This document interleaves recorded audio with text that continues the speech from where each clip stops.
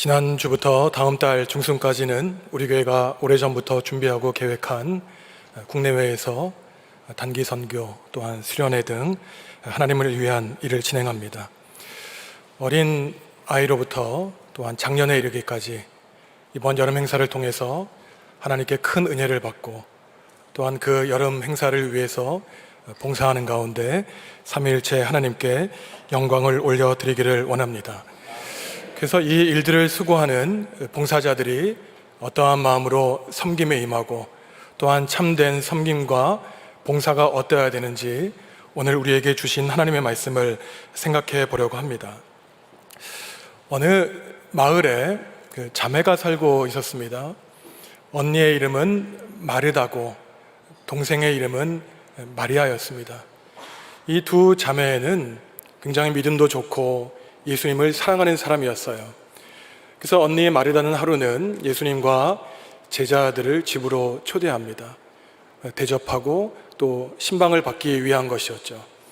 오늘 성경 말씀을 보면 언니 마리아는 또 장녀였죠. 굉장히 지금 부담도 가지고 있고 마음이 분주합니다. 왜냐하면 귀한 손님을 모셨기 때문이에요.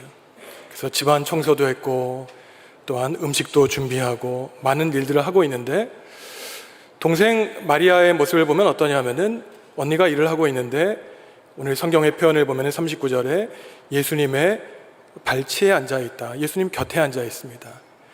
그래서 마리아가 조금 속이 상했던 것 같아요. 자기는 열심히 땀 흘려 일하고 있는데 동생은 자기를 돕지 않고 예수님 곁에 앉아서 아무것도 안 하는 것 같습니다. 그래서 언니 마르다가 예수님께 부탁을 하죠. 예수님, 제가 혼자 이렇게 고생하고 애쓰고 있으니까 동생에게 좀 얘기를 해서 저를 도와달라고 얘기를 하십시오. 이런 말씀입니다. 예수님의 대답이 조금 의외였어요. 인간적으로 볼 때에는 언니가 그렇게 힘써서 애쓰고 있고 동생은 참 얄밉게 가만히 있지 않습니까? 좋은 일을 하고 그럼 예수님이 좀 동생을 타올라서 좀 언니 좀 도와라 이럴 것 같은데 예수님의 대답은 뜻밖입니다. 언니 마르다에게 뭐라 그러냐면은 너는 지금 여러 일을 하느라고 바쁘고 분주하다는 거예요. 정신이 없다는 겁니다. 근데 반대로 동생 마리아는 한 가지 좋은 일을 택했기 때문에 다른 사람이 그 일을 빼앗지 아니할 것이다. 좀 이상한 말씀을 하시죠. 언니 마르다는 이러한 예수님의 대답을 듣고 아마 자기가 원했던 대답이 안 했을 거예요. 그래서 아마 예수님께 섭섭했는지 모릅니다. 우리는 이 말씀을 들으면 마치 저희가 모든 정성을 다해서 애쓰는 마르다 섬김의 모습과 아니면 예수님 곁에서 말씀을 듣는 이 모습 둘 중에 어느 걸 선택해야 되느냐, 아니면 섬기는 사람도 없이 모든 사람이 주님의 말씀을 듣기만 하면 되냐, 이러한 식으로 오해할 수 있지만 예수님의 가르침은 다른 곳에 있었습니다. 예수님의 이러한 대답을 우리가 이해하기 위해서는 오늘 우리가 읽은 마르다와 마리아의 이야기 앞에 있는 이야기를 같이 읽어야 돼요. 몇 주 전에 목사님께서 사실은 이 앞에 있는 비유를 말씀을 전해주셨는데요. 오늘 우리가 읽은 본문 앞에는 어떠한 유명한 이야기가 있냐면은 선한 사마리아 사람의 비유가 나옵니다. 그 말씀을 보시면은 예수님은 이미 선한 사마리아 사람으로 대표되는 마르다와 같은 사람을 이미 칭찬하셨어요. 왜냐하면은 애써서 헌신하고 봉사하고 남을 돕는 사람이 바로 이 사마리아 사람이었기 때문입니다. 그 비유는 이런 내용이죠.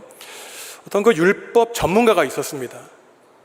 성경을 많이 알고 다른 사람들에게 가르치는 율법 학자였는데 이 사람이 예수님께 하루 나와 질문을 하죠. 예수님, 어떻게 해야 제가 영원한 생명을 얻을 수 있겠습니까? 예수님이 이 사람의 뜻을 간파하셨어요. 왜냐하면 율법 학자였기 때문입니다. 네가 성경의 전문가인데 성경에 뭐라고 써 있더냐? 그랬더니 이 사람이 말하기를 하나님을 사랑하고 이웃을 사랑하면 됩니다. 정답을 얘기한 겁니다. 예수님이 그럼 그대로 해라 이렇게 말씀하세요. 근데 거기서 율법학자가 말을 끊는 것이 아니라 말꼬리를 잡습니다. 그럼 당신이 생각하는 이웃은 누구입니까? 예수님이 생각할 때 이 친구가 지금 다른 뜻을 가지고 나를 시험에 빠지려고 하는구나. 그러면서 비유를 들기는 그 여리고에 가는 길에 강도를 만난 사람이 있었다는 거예요. 그래서 율법학자와 너 같은 종교 지도자들, 제사장, 레위 사람들은 모른 척하고 지나갔다는 겁니다. 이유가 왠지는 안 나와요. 아마 예배를 드리기 위해서 바빴는지, 아니면 피 흘린 사람의 몸을 만지면 구약의 정결법에 어긋나서 몸을 더럽히려고 하지 않았는지 모르지만 여하튼 지나갑니다. 그런데 유대 사람들이 그렇게 경멸했던 어느 사마리아 사람이 이 사람을 모른 척하고 지나간 것이 아니라 들쳐업고 여관에 데려다주고 자기의 돈을 소비해서 이 사람을 도와주죠. 근데 이 사마리아 사람이 어떠한 사람이었냐면요, 이미 예수님이 오시기 전 한 500년, 600년 전부터 유대인들이 그토록 싫어했던 사람들입니다. 왜냐하면 북이스라엘이 멸망한 다음에 아수르 제국 사람들이 이방인들을 사마리아에 데려왔어요. 그리고 유대 사람들, 이스라엘 사람들과 이방인들의 피를 섞어 놓습니다. 지금이야 워낙 외국인들과 우리가 함께 살지만 여러분 수십 년 전만 해도 우리나라 그 혼혈인들이 있으면 막 손가락질하고 놀리고 그랬잖아요. 그런 것과 똑같았어요. 지금부터 2000년, 3000년 전에 어땠겠습니까? 혼혈족이 돼서 다른 신을 섬긴다는 것으로 사람들에게 욕을 먹었고 하나님에 대한 신앙의 순수성을 잃었다고 욕을 먹은 사람들이 이 사마리아 사람이었습니다. 근데 예수님이 말씀하시기를, 봐라, 네가 그토록 욕하는 사마리아 사람이 오히려 하나님을 잘 알고 섬긴다는 율법학자나 제사장이나 레위인 사람보다 하나님의 마음을 기쁘게 했다는 거예요. 그러니까 머리로 누가 이웃이냐 따져 묻기 전에 네가 이웃이 되라, 이게 예수님의 말씀이에요. 그래서 선한 사마리아 사람의 비유를 보면은 보십시오, 묵상하고 기도하고 말씀을 읽는 종교인들보다 오히려 하나님을 믿는지 아닌지 모르지만 선한 사람의 선행을 하나님이 칭찬해 주셨어요. 그러니까 사실 오늘 마르다에게 네가 분주하다는 것은 예수님을 섬기는 그 마음을 질타하신 것이 아니라, 마르다가 비록 예수님을 초대해서 접대하고 섬겼지만 마르다가 갖지 못했던 한 가지 약점을 가르쳐 주시기를 원하셨던 것입니다. 예수님이 이 말씀을 통해서 우리에게 알려주시고자 하는 것은 우리가 섬기는 삶, 그리고 하나님의 말씀을 듣는 이 삶에 균형 있는 삶을 원하시는 것이죠. 여러분, 예수님이 단지 교회에서의 섬김만을 얘기하는 것이 아닙니다. 우리의 일상이 사실을 다른 사람을 섬기는 것이죠. 어머니, 아버지의 삶이 그렇지 않습니까? 어머니, 아버지가 매일 하루에 최소한 3끼 밥을 준비할 때 하루 이틀도 아니고 죽을 때까지 평생 가족들을 위해서 그 헌신하는 것이 바로 참 헌신과 다른 사람들을 섬기는 일이죠. 개인이나 가정이나 집단이나 교회에서 이처럼 수많은 섬기는 사람이 있어야 그 공동체와 교회가 하나님 나라를 위해서, 또한 나라와 민족을 위해서 일을 할 수 있는 것이죠. 그런데 문제는 무엇입니까? 봉사하는 분들이 처음에는 감사하고 기쁘고 하나님에 대한 사랑의 마음으로 시작은 했는지 모릅니다. 그런데 하루 이틀 시간이 지나면서 아주 당연히 자연스럽게 그 열정이 식어가는 거예요. 오랜 시간이 지나면서 그 사랑을 잃어가는 겁니다. 마리아도 사실은 좋은 마음으로 예수님을 초대했겠죠. 좋은 음식을 대접하고 싶었을 것입니다. 근데 마르다가 자기의 동생의 모습을 보면서 나만 이렇게 수고하고 있고 동생은 예수님 곁에서 말씀만 듣고 있고 속상한 마음이 가득 차게 된 거예요. 그래서 마르다의 문제는 무엇이었냐면은 자기가 헌신하고 봉사하는 일 가운데 오히려 섬김과 봉사를 받는 그 대상에 대한 사랑은 잃어버리고 내용은 잃어버리고 외적인 행동만 나오게 된 것입니다. 어머니가 자녀들을 위해서 밥을 할 때 매일 몇 끼 메뉴를 적어놔요. 몇 번 밥을 했는지, 내가 너를 위해서 이렇게 수고했으니 너도 나중에 내가 늙은 다음에 내가 너한테 한 만큼 끼를 대접해라. 이게 예수님의 원하시는 그러한 사랑이겠습니까?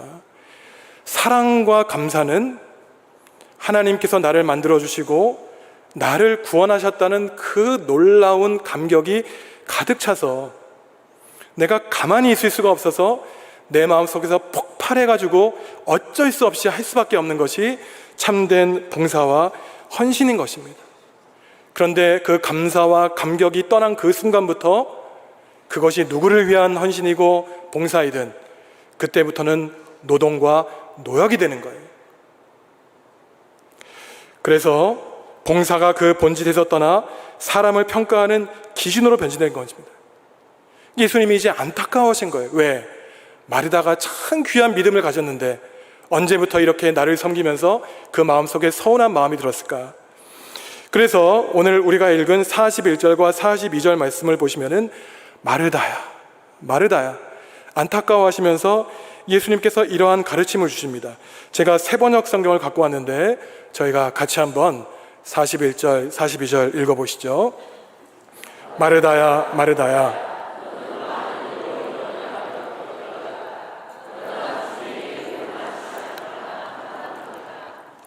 마르다가 지금 봉사하는 것이 사실이지만 너무나 많은 일을 하기 때문에 바쁘고 분주하다는 거예요. 지금 정신이 없다는 겁니다. 예수님이 초대를 받아서 지금 마르다를 잘 관찰하고 있는데 뭔가 잘못하고 있는 거예요. 예수님을 접대하고자 하는 그 마음은 알겠지만 예수님이 원하는 걸 해줘야 되는 거 아닙니까? 근데 마르다는 본인이 원하는 걸 하고 있어요. 내가 이렇게 하면은 예수님이 기뻐하겠지, 나를 인정해 주겠지. 여기가 잘못된 것입니다. 여러분, 사람과 사람이 만나서 내가 가족을 위해서 사랑하고 헌신할 때 사랑은 상대방이 원하는 걸 해주는 게 참된 사랑이죠. 근데 자기가 원하는 방식으로 사랑을 했다라고 너 감사해라, 나에게 고마워해라, 그게 사랑입니까? 그건 폭력이에요. 부담스럽습니다. 예수님이 그런 사랑을 원하실까요? 예수님이 걱정하신 게 그거예요. 야, 나를 사랑하려고 나를 불렀는데 얘가 지금 뭔가 초점을 잘못 잃었구나. 나에 대한 사랑에서 비롯한 것이 아니라 자기가 인정받고자 하는 그 마음 때문에 오히려 나에 대한 원망이 커지고 결국은 나를 떠나고 교회를 떠날 것을 예수님은 걱정하신 겁니다. 세상에서는 참 할 일이 많아요. 그렇죠? 어른만 그렇지 않습니다. 어린 아이들도 참 바빠요. 할 일이 많습니다. 유치원에도 가야 되고 게임도 해야 되고 참 할 일이 많습니다. 그래서 사람들은 세상에서 일을 많이 하고 잘하고 아주 계획적이고 좋은 성과를 뚝뚝 내는 사람을 좋아하죠. 그런 사람을 인정합니다. 그래서 일 중심적인 사람을 세상은 원하고 좋은 평가를 받아요. 그런데 문제는 뭡니까? 자기도 모르는 사이에 수많은 일을 하지만 그 일 가운데 공허한 거예요. 일의 껍데기만 남고 정작 자기가 무슨 일을 하는지 모르는 것입니다. 무사분주라고 하는 말이 있죠. 내가 수많은 일을 하는데 아침부터 저녁까지 이 사람 저 사람 만나고 뭐 온갖 일을 다 하는데 집에 와서 잠자리에 누워보니까 아무 할 일이 없는 거예요. 내가 도대체 오늘 뭐 하면서 살았는지, 누구를 만났는지. 이것은 사람 사이의 관계도 마찬가지입니다. 아침부터 밤까지 수많은 사람들을 만나고 이러저러한 말을 한 것 같은데 집에 와서 보면은 내가 그 사람과 무슨 얘기를 했는지, 도대체 얼마나 의미 있는 얘기를 했는지, 차라리 한 사람에게 집중해서 그 사람의 관심사가 무엇이었는지 차라리 그 한 사람과의 집중된 관심을 예수님은 원하셨던 것입니다. 그래서 예수님은 헌신과 봉사 이전에 무엇을 원하시냐면은 기도와 말씀과 영적인 교제가 선행돼야 된다고 말씀하시는 거죠. 우리가 수많은 일 가운데 우리의 모든 것을 팔아서 마치 여러분 경주말을 보시면은 이 말에게 가리개를 씌우잖아요. 앞만 보고 달리도록. 그래서 앞만 보고 달려갔는데 결국 오랜 시간이 지난 다음에 공허감이 남는 겁니다. 세상에서는 내 앞에 내 뒤에 누가 있는지 바라보지 말라 그러죠. 오직 앞만 보고 나아가라. 내 주변에 어떠한 사람들이 있는지 어떠한 아픔이 있는지 모르고 오직 앞만 보고 달려갔을 때 내 가족도 희생당하고 내 이웃이 상처받고 아무것도 모르면서 그저 앞일만 갔을 때 많은 일은 성취했는지 모르지만 내 마음속이 외로운 것은 내가 하는 일의 목적과 방향과 하나님이 원하시는 것을 모르고 앞만 보고 달려왔기 때문인 것입니다. 마르다가 그런 사람이었죠. 자기는 그저 예수님을 집에 초대해서 좋은 것 섬기면 되는지 몰랐지만 정작 그것은 예수님이 원하신 것이 아니었습니다. 반대로 예수님은 동생 마리아에게 이렇게 말씀하세요. 마리아야, 네가 좋은 몫을 택했다. 그러니 아무도 너에게서 그것을 빼앗아가지 못할 것이다. 동생 마리아는 언니와 달랐어요. 언니는 참 장녀로서 책임감도 있었고 부담감도 있었지만 마리아는 참 이상하게 여유가 많습니다. 마리아가 하는 일은 많은 일이 아니었어요.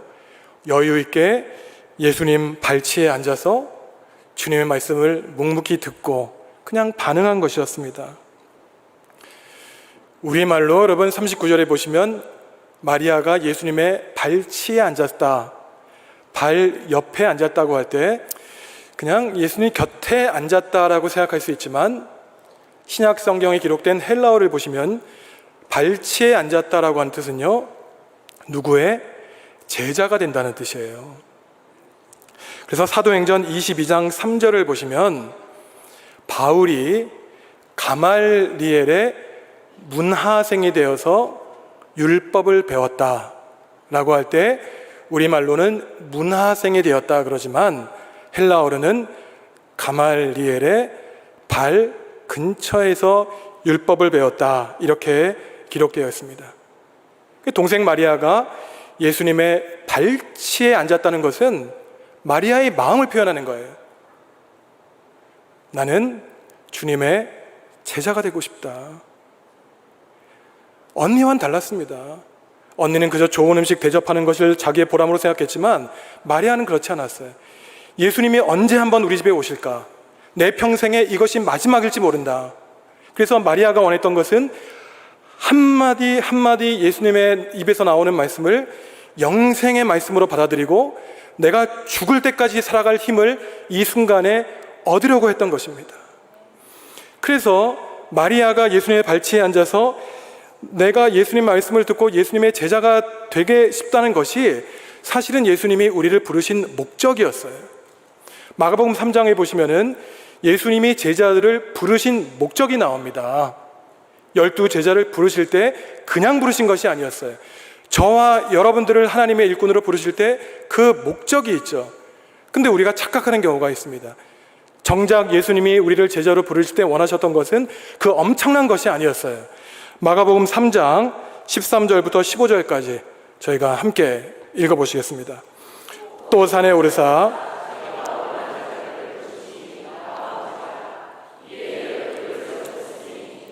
자기와 함께 있게 하시고 또 보내사 전도도 하며 귀신을 내쫓는 권능도 가지게 하려 하심이라. 저와 여러분이 인정하든 인정하지 않든 예수님은 예수님이 원하는 사람을 부르신다는 거예요. 내가 나 자신을 볼 때는 나 같은 사람 세상에 쓸모가 있을까? 진짜 초라하고 부족하게 나 자신을 학대하지만 예수님은 우리를 원하신다는 겁니다. 그리고 예수님이 부르신 목적이 있었는데 하나님 나라를 위해서 거창한 일을 하고 십자가를 위해서 순교당하고 이게 아니었어요. 예수님이 예수님의 제자들을 부르신 첫째 목적이 뭐냐면은 14절에 보시면 자기와 함께 있게 하시고, 엄청난 대단한 것이 아니었습니다. 왜? 예수님도 외로우셨거든요. 여러분, 예수님이 십자가를 지시기 전 겟세마네 동산에서 피눈물을 흘리며 기도하지 않습니까? 아버지, 제가 이 잔을 피할 수 있으면 피하고 싶습니다. 하지만 하나님이 원하시면 제가 이 잔을 마시고 십자가를 지겠습니까? 근데 그때 제자들은 뭐하고 있었습니까? 자고 있었어요. 예수님이 얼마나 외로우셨는지 모릅니다. 그래서 제자들을 부르신 이유가 다른 게 아니었어요. 예수님과 함께 있고 옆에 있고 내 고민을 함께 나누고 하나님 나라의 꿈을 함께 꾸는 친구와 하나님의 동역자들을 하나님은 원하셨던 것입니다. 예수님은 그래서 우리를 제자로 불러주셨다는 것이죠. 그래서 14절 15절에 보시면 보내서 전도도 하고 귀신을 내어 쫓는 권능은 그 다음 문제예요.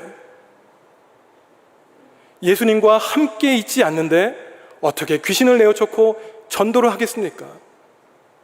이것이 바로 마르다의 문제였어요. 예수님과 함께 있지 않고 자기는 많은 일을 하려고 했던 것입니다.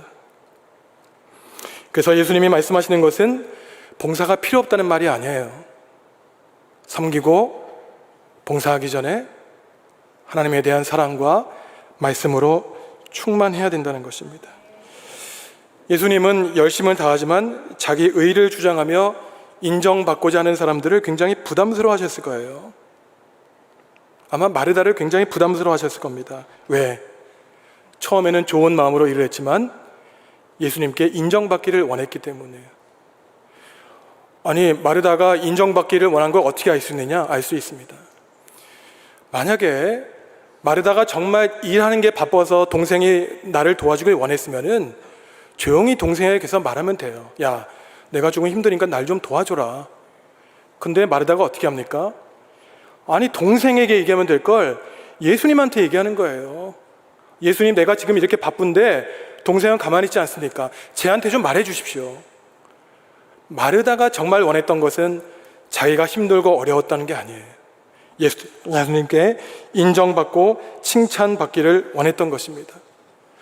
마르다는 엄청난 장점이 많은 사람이었어요. 사랑이 많았고 다른 사람을 섬기길 원했고 헌신하고 봉사하고 모든 것을 다 바친 사람이었지만 한 가지 약점, 예수님이 원하는 것을 바르게 분별하지 못했고 정말로 예수님과 함께 교제하는 그 영생의 말씀을 듣는 것을 조금 뒤로 미뤘기 때문에 그것이 문제였던 것입니다. 그래서 예수님이 원하시는 것은 봉사냐 말씀이냐 둘 중 하나를 포기하라는 게 아니에요. 우선순위가 뭐냐, 믿음의 본질이 무엇이냐, 예수님은 바르게 분별하고 살기를 원하시는 것이죠. 대학생들이 대학교에 입학하면요, 그 오리엔테이션 시간에 어떻게 하면 공부를 잘할 수 있을까, 어떻게 하면 학점을 잘 받을 수 있을까 교수님들이 알려줍니다. 어떻게 하면 공부를 잘할 수 있을까요? 근데 그 대답이 조금 웃겨요, 여러분들. 그 대답이 뭐냐면은 학교를 자주 나오라는 겁니다. 어떤 학생들은 하루 이틀에 수업을 몰아놓고 그때만 나와요. 그 나머지는 아르바이트를 하거나 자기의 여유 있는 시간에 갔습니다. 그런데 그때부터 이제 학교를 점점 안 나오니까 학교가 멀어지게 된다는 거예요. 가능하면 일주일에 수업을 좀 분배하고 매일매일 학교에 나와서 수업을 잘 듣고 도서관에 오고 그래야 공부를 잘할 수 있다는 것입니다. 믿음도 마찬가지죠. 믿음 생활을 잘하기 위해서는 가능한 한 예배에 많이 참여해야 됩니다. 교회에 자주 나오셔야 돼요. 포도나무 가지가 포도나무에 붙어 있어야 살아갈 수 있는 것입니다. 뿌리가 든든해야 아름다운 열매를 맺을 수 있는 것이죠. 이게 뭐 가정 다 포기하고 재산 다 포기하고 교회 나오라는 얘기가 아니에요.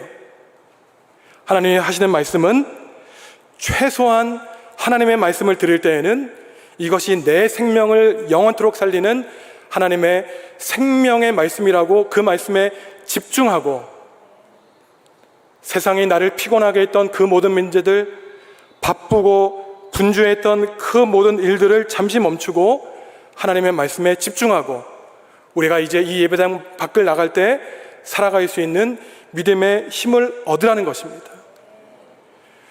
우리가 매주일 교회 나와서 1시간 예배 드릴 때 이 시간 나오지 않고 남들보다 더 많은 일을 하면 다른 사람보다 앞서갈 수 있다고 생각할지 모릅니다.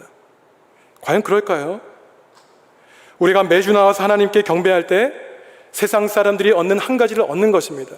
바로 세상을 이길 믿음의 힘을 얻는 것이죠. 그래서 하나님이 우리에게 원하시는 것은 그 세상의 분주한 일 가운데 하나님과 우리가 약속한 시간은 공유하는 거잖아요. 내가 쓸 나를 위해서 투자하는 시간도 있지만 하나님과 나누는 시간이 있습니다. 우리 여러분들 좋은 신앙인들을 보면은 사실은 시간을 어떻게 선용하는가를 알 수 있어요. 이기적인 사람은 다른 사람과 보내는 시간을 다 포기하고 자기에게만 그 시간을 투여합니다. 그런데 좋은 아버지, 좋은 어머니는 자식과 함께 그 시간을 나누어요. 그게 자식을 위해서 쓴다는 그거는 굉장히 오만한 생각입니다. 하나님과 함께 나누는 시간도 그렇죠. 내가 하나님께 내 시간을 바치는 게 아니라 하나님과 교제하는 이 시간은 하나님과 우리가 서로 나누는 시간입니다. 그래서 우리가 자녀를 사랑하고 내 이웃을 사랑한다는 것은 결국 이 시간을 함께 보내는 것이죠. 그래서 하나님이 우리에게 원하시는 것은 수많은 시간 가운데 그 시간을 하나님께 드리고 그 시간 가운데는 최소한 다른 일은 다 잊어버리고 오직 하나님께만 집중해서 하나님이 나와 내 가정과 이 민족에게 원하시는 뜻이 무엇인지 우리의 영적인 감수성을 바르게 날카롭게 갈고 닦아야 된다는 것입니다. 우리가 오늘날 목사님들을 임직할 때 노회를 열죠, 여러분들. 근데 사실은 목사 안수식을 할 때 노회 때 그냥 1시간, 2시간 마칩니다. 근데 옛날 고대 이스라엘을 보시면은요, 제사장들을 임직할 때 이 제사장 위임식을 며칠 동안 했는지 아십니까? 하루 이틀 하지 않았어요. 꼬박 일주일 동안 했습니다. 일주일 동안 번제, 소제, 속죄제를 똑같은 것을 반복했어요. 이것이 단지 제사장들을 위한 것만이 아니라 오늘날 베드로 서신을 보면 저와 여러분도 왕 같은 제사장이라고 할 때 제사장적인 삶을 살기 위해서는 우리도 제사장이 돼야 되지 않습니까? 그래서 레위기 8장에 있는 이 제사장 위임식에 대한 말씀을 저희가 한번 같이 읽어보시겠습니다. 레위기 8장 33절, 위임식은 이레 동안 행하리니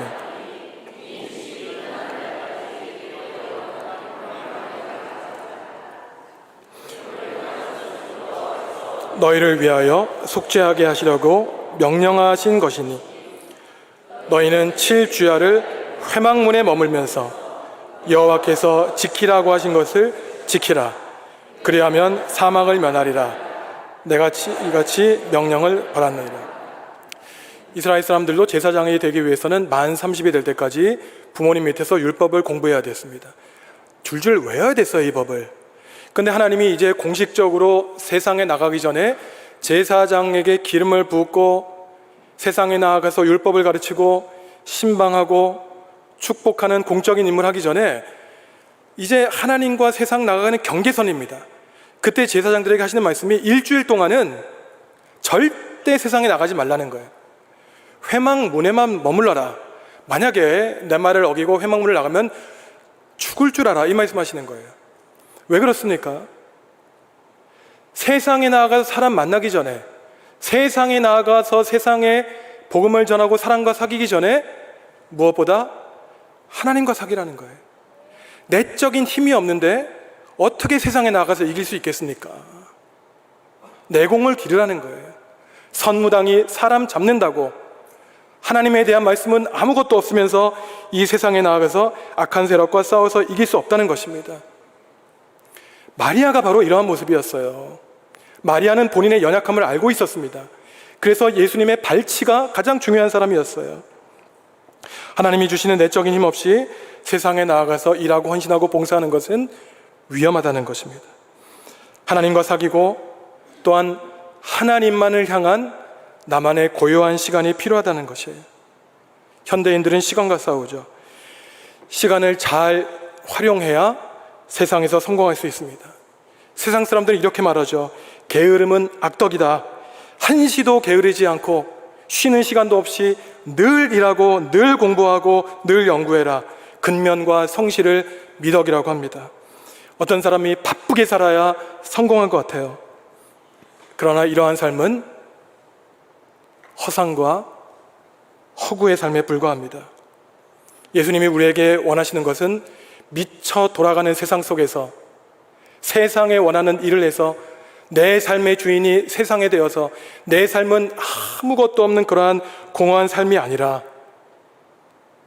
잠시 세상을 멈추고 너의 바쁘고 분주하고 일과 사람에게 빼앗겼던 마음을 다스리고 이제는 예수님과 사귀고 주님이 원하시는 뜻을 묵상하고 분별하는 것이에요. 철학자 파스칼은 사람에게 가장 불행한 일이 무엇이냐 이런 얘기를 합니다. 사람에게 가장 불행한 것은 고요한 방에 들어앉아서 고요하게 휴식할 수 없는 것이 가장 불행하다고 얘기해요. 바쁜 것이 잘난 줄 압니다. 하지만 나는 불행해요. 그래서 언제부터 저에게도 주변 사람들이 많이 바쁘시죠? 그러면 내가 세상을 잘못 살고 있구나, 이런 생각을 해요. 그리고 이런 얘기를 합니다. 하나도 안 바쁩니다. 별로 할 일이 없습니다. 그렇게 얘기를 합니다.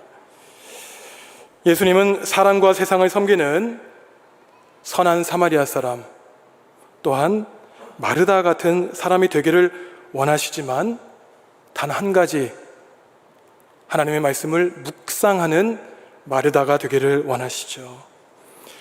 마르다는 참 귀한 성품을 가지고 어여쁜 여성이었지만 한 가지 약점은 예수님의 본 마음을 잠시 이해하지 못하는 것입니다. 그래서 예수님은 마리아처럼 되기를 원하시죠. 하나님과 교제하고 우리를 불러주신 하나님의 뜻을 분별하여 나 자신과 가정과 우리 교회와 민족을 위해 헌신할 든든한 믿음에 서 있는 사람을 원하신다는 것입니다. 그런지 않고 만약에 생각해 보세요.